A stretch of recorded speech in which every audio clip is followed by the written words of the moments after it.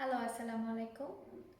So আজকে আমি আপনাদের সাথে একটা খুবই ইন্টারেস্টিং সফটওয়্যার নিয়ে কথা বলবো। ইন্টারঅ্যাক্টিভ ফ্ল্যাট প্যানেলের ভিতরে আমরা একটা বিল্ট ইন সফটওয়্যার ইউজ করি, সেটার নাম হচ্ছে ক্যাপচার।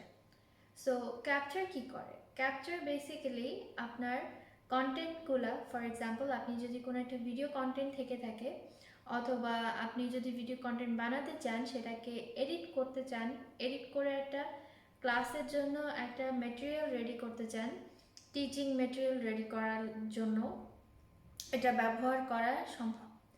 তো এডিট করা, একটা ভিডিও এডিট করা অথবা একটা লেসন কন্টেন্টকে এডিট করে এটাকে ভিজুয়ালাইজ করা, এটা খুবই একটা ইন্টারেস্টিং একটা ম্যাটার। কিন্তু ক্যাপচারের মাধ্যমে আপনি খুবই সিম্পলভাবে এই জিনিসটা করতে পারবেন, বেশি একটা এডিটিংয়ের ব্যাপারে শেখার জরুরি পড়বে না। সো চলুন দেখে নিই ফার্স্টে কিছু বেসিক ফাংশনস। ক্যাপচার যে সফটওয়্যারটা, সেটা ওপেন করার সাথে সাথে এখানে তিনটা আসবে।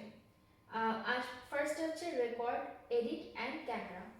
সো বেসিক্যালি আপনি যদি রেকর্ড করতে চান, প্রথমে রেকর্ডটা ক্লিক করার সাথে সাথে এখানে দেখতে পাবেন একটা অ্যারো দেখা যাচ্ছে।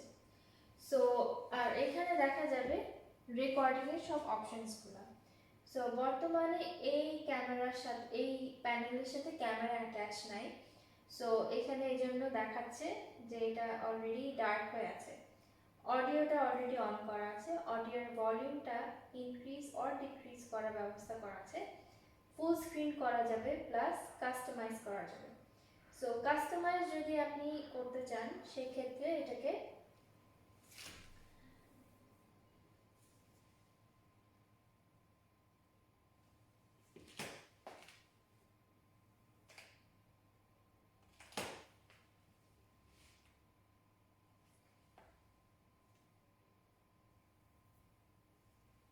যতটুকু স্ক্রিন আপনি ভিডিও করতে চান, ঠিক ততটুকু স্ক্রিন এটা ভিডিও হবে। রেকর্ড ক্লিক করলে এখানে আপনারা নাম্বার দেখতে পাচ্ছেন, এখন কিন্তু অটোমেটিক্যালি এটা রেকর্ড হওয়া শুরু করে দিয়েছে। সো এখানে আপনারা দেখতে পাবেন যে কত সেকেন্ডস, কত মিনিটস, কত আওয়ার রেকর্ড হচ্ছে। সো পজ দিতে চাইলে আপনি পজ দিতে পারেন অথবা স্টপ ক্লিক করতে পারেন। স্টপ ক্লিক করলে দেখতে পাচ্ছেন অলরেডি প্রিভিউটা এখানে চলে এসেছে।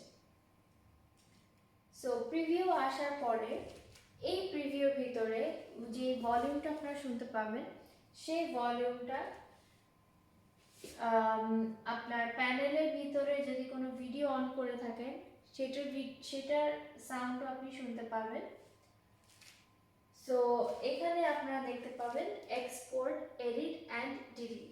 ডিলিট করতে চাইলে ডিলিট করতে পারেন, এডিট করতে চাইলে আপনার ডাইরেক্ট ক্যাপচারের প্যানেলে চলে যাবে এডিটিংয়ে, অথবা এক্সপোর্ট করতে চাইলে ভিডিওটাকে আপনি সেভ করে রাখতে পারেন ফিউচার ইউজের জন্য। সো এইভাবেই আপনার রেকর্ডিংটা করতে পারবেন। তাহলে নেক্সট যে ভিডিওটা, সেটাতে আমরা দেখে নিব কিভাবে এডিট করা যায়। ওকে, ধন্যবাদ।